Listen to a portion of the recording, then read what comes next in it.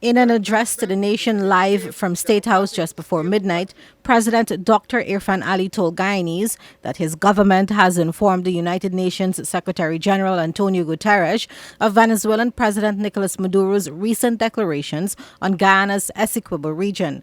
The president said the international community is also being engaged.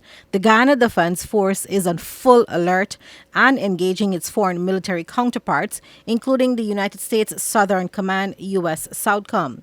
Following Maduro's sham December 3rd referendum, in which he claimed victory over Guyana's Essequibo region, he revealed on Tuesday a redrawn of his country's map so that it now includes the Essequibo region. He also ordered the creation of new entities to grant licenses for oil, gas, and mines exploration in the Essequibo region.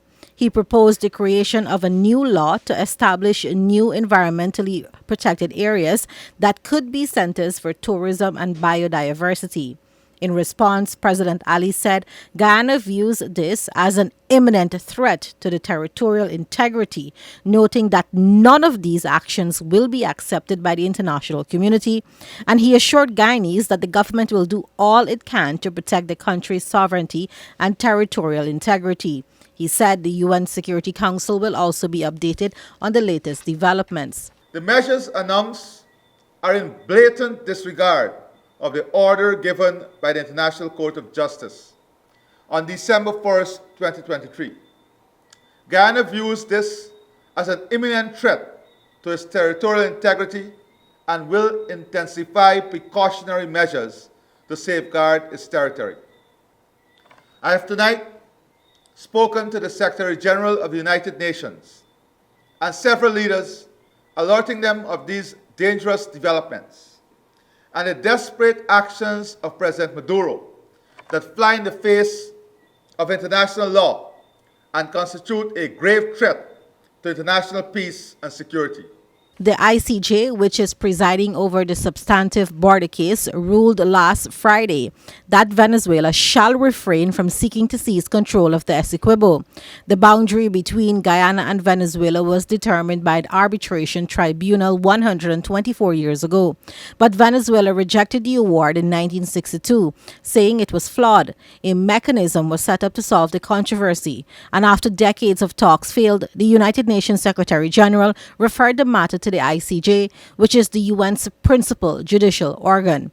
The court has determined it can hear and decide on the case, but Venezuela put forward the symbolic referendum before the court can rule. The Guyana Defense Force is on full alert and has engaged its military counterparts, including the U.S. Southern Command. By defying the court, Venezuela has rejected international law, the rule of law generally, fundamental justice and morality, and the preservation of international peace and security. They have literally declared themselves an outlaw nation. Nothing they do, however, will stop Guyana from proceeding with a case in the ICJ or stop the ICJ from ultimately issuing its final judgment on the merits of the case.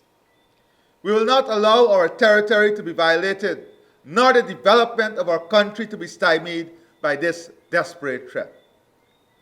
Ghana insists, as does the Caribbean community, the Secretaries General of the United Nations and Organization of American States, and the entire international community, that the controversy over the validity of the arbitral award and the land boundary must be resolved by the International Court of Justice, which will assure a just, peaceful, binding, and permanent solution to this matter in accordance with international law.